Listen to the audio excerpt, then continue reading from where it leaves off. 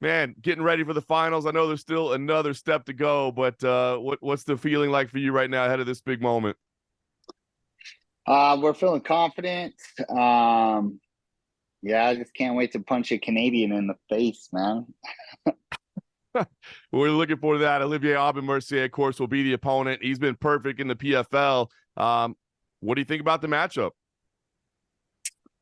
I'm excited about it. He's talking about retiring. I want to go give him a reason to fucking retire. So All right.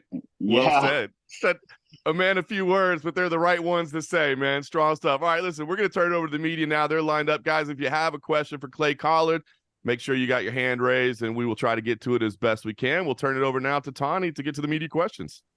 Jay Christian.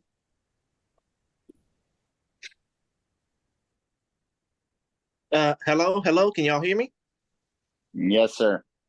Okay, Jay Christian Gary of Focus Fights Audio. I'm sorry, I was just so basically hopped up on laughter after that previous incident that happened with the two featherweights fighting. I know that you probably have some type of history with both Chris Wade and Bubba Jenkins in some form, but since this is about your fight now, I'm pretty sure the cordial move will be more respectful.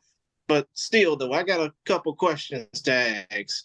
First of all, when it comes down to your trajectory currently in the PFL, you are 3-0 this season. You beat Yamato Nishikawa. You knocked out Stevie Ray, and you beat up Shane Burgos to get to this title opportunity. I mean, I think I might have already asked a similar question like this before, but what would beating Olivier Aubin-Mercier and, sending him into retirement, winning that $1 million and the PFL lightweight title mean to your career trajectory? I mean, that's just that's what I've been working towards since I started this thing, is being a world champion. So the money's a bonus, and snatching a belt from somebody that wants two of them is another bonus. So yeah, we're at the top of our game, and we're ready to go prove it.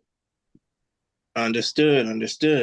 And another question is, I know that you basically said, which is obviously true, it's a retirement fight for OAM. It could possibly be a retirement fight for you if he beats you. But let's just say if the opportunity does come about, and I know I asked this before, but I'll ask again. If you were to put down both sets of gloves, boxing and MMA, and just call it a career, what would you hope that fight fans would understand about both of your careers in combat sports, boxing and MMA? That I'm a gangster, bro. I'll fight anybody, anywhere, anytime. I've never shied away from fights, and I always go out there and put it on the line to put on shows. So I see. Other than that, man, best of skill to you on Thanksgiving weekend. I hope that you and Olivier tear down the house. yeah, there's a reason I'm the main event, brother. Exactly. All right, Gabriel Morales. What's up, man? It's Gabe here from the MMA space. I wanted to ask you, when I interviewed Olivier last time we had this, man, let me tell you, he seemed relaxed, and from some of the questions I asked him, he seemed pretty much to the point where he saw no danger in you, or it made it seem as if you pose no threat. Is there something you want to say to that? He's delusional. He's got mediocre wrestling. His striking's okay, I guess. I don't know. Yeah, if he's not threatened by me, he's overlooking me, and that's a mistake. So my follow-up question is, are we going to see an upset on the PFL championships? I ain't surprised. It's good to hear. Good to hear. That's all for me. Amy.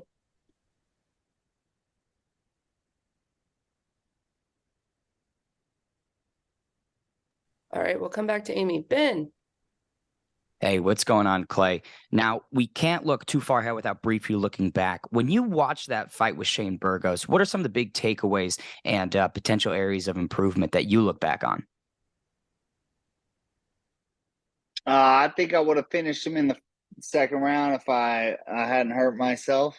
So, the fight was going to game plan. Yeah, he's kicking my legs and hurting my legs a little bit. That seems like something people like to try to do, but it hasn't worked yet. I feel like it was a good fight, and I ended up finishing it while I was injured. So. For sure. Definitely one for the history books. Now, finally fighting for that $1 million in the World Championships. It's been a couple seasons of being, an arm's length away, but now you're inches away. What are the emotions associated with, potentially realizing that accomplishment? Man, we're cool, calm, collected. We can't get too caught up in our emotions. You got to put those to the side and handle business. And that's what I'm here to do. Love it. Best of luck, Clay. Ronald.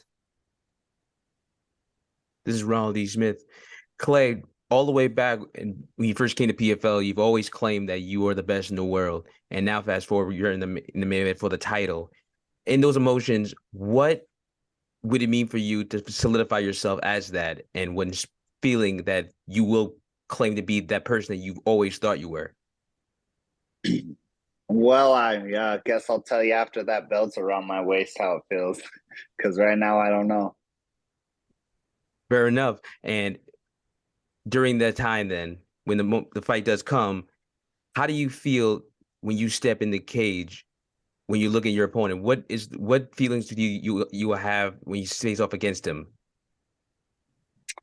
The cage is my happy place, man. The cage is where I go to get rid of all the other outside bullshit of the world. So I'm at peace in the cage, and I'm in there to do me. I ain't worried about what the fuck he's got going on. Best of luck to your fight. Jake. Hey, Clay. Happy almost fight week. How we feeling? Like $1 million. And that's my next question, man. So close to the fight. Are you able to reflect? What do you think's going to feel better? What are you more looking forward to? What's more motivating, the $1 million or the title? The title, 100%. That's something nobody can ever take away from me. I can't spend my world title. You know what I'm saying? That's something I'll have for the rest of my life. For sure. And then Olivier obviously hasn't lost in the PFL. So let me just ask you, what do you have to do differently than other fighters have done to give him his first loss and walk away with the $1 million and the title?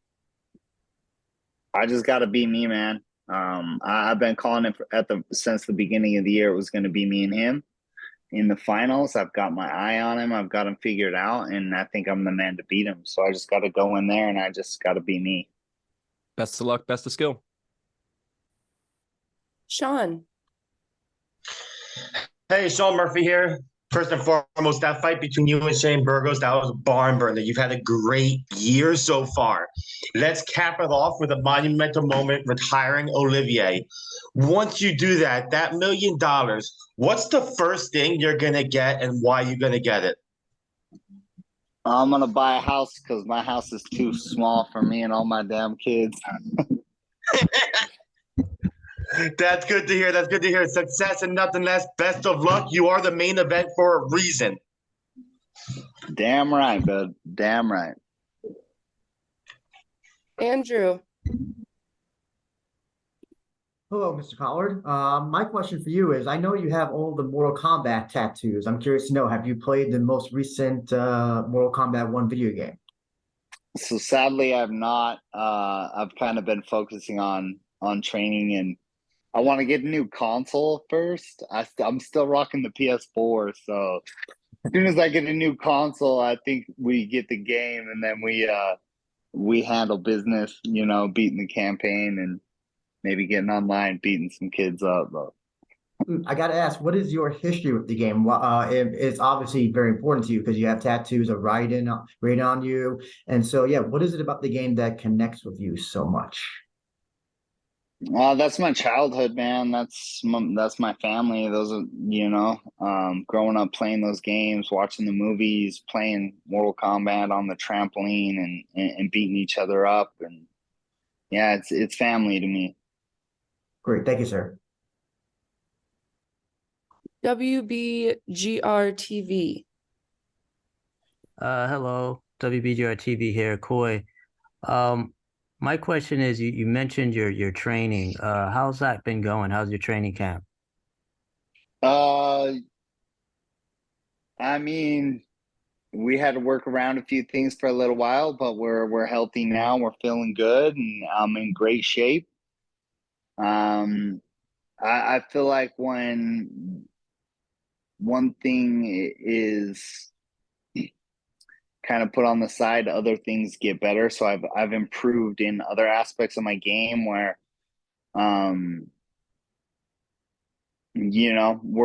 around, getting healed up after the Burgos fight. I feel great, man. So we're ready. I've improved in areas that are a little different. You might see a little different Cassius coming out here. Who knows? All right, Patrick Dana. Hey, Clay. You're one of the only not one of the only, but you're one of the fighters that's kind of known to have had a whole boxing career. What do you feel about, how do you feel about Francis Ngannou's whole journey into fighting Tyson Fury? How did you feel about his performance and just his future in boxing potentially? Yeah, I got to give him props because I trained with them a little bit back in Extreme Couture, and I never would have guessed that would have been the case, him going in there and dropping Fury. And I mean, a lot of people might have him winning, you know what I'm saying? So yeah, I wish him all the success. I think he can take it as high as he wants. And as far as he wants to go in boxing or mixed martial arts. Baddest man on the planet, PFL. So you got your leg a little bit busted up in your last fight against Shane. I just wanted to ask how it's feeling and how it recovered. So that lead leg's used to taking a beating, man. It bounces back next couple days. I'm good to go. So yeah, we're feeling good. Good to hear. Can't wait. Dave. Hi, Clay. Please don't punch this Canadian in the face. Talking about me here. No, all kidding aside, you come from boxing. He comes from judo. How do you think your boxing can play to his judo in this one? I mean, controlling the distance.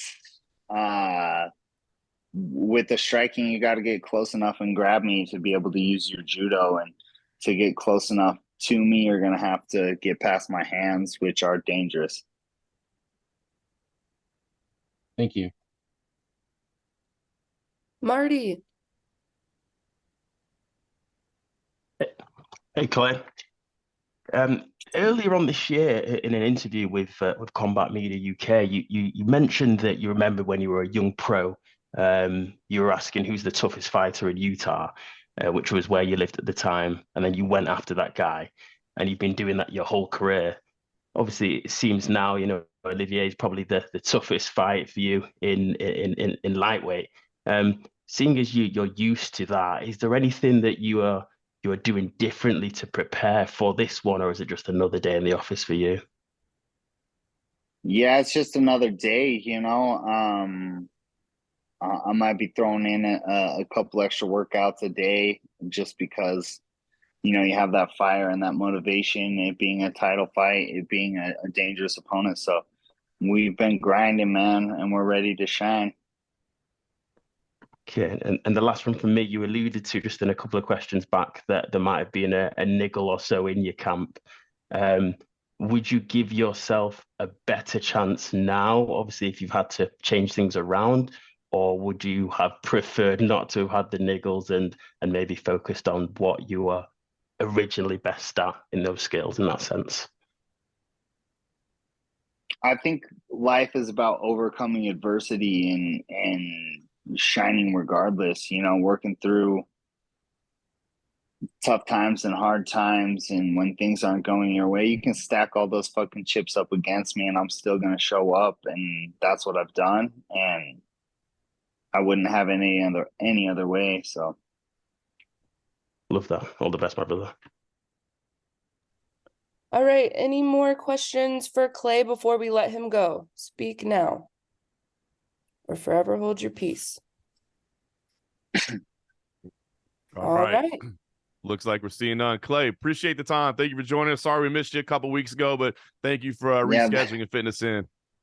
no, that's my bad. I thought it was Mountain Time. They said Eastern Time. Kind of got stuff mixed up. So just if you send me a time, make sure it's my time because I might miss it. Hey, see, we told everybody it was a technical issue. We were trying to cover for you, man. We didn't want to be like he messed up. We just said, you know, it was a technical issue. Nah. I'll loan up and I'll apologize. That's on me. I guess the technical issues, we didn't technically tell you what time zone it was going to be. That was it. Yeah, come on, guys. I'm a country bumpkin out here, man. I don't. You making me do math? I know it's only 2-3 hours, but damn. That's fantastic. Well, you better get ready to do math if you got that $1 million in the bank, man. Be ready to brush up on that. Get that PS5. Get that Mortal Kombat 1. My girl handles all our bills and whatnot. Because if I did it wouldn't go well. That's for sure. That's awesome. All right, Clay, appreciate you joining us, man. Thanks for it. We'll see you out there next week in Washington, D.C. Thank you, guys.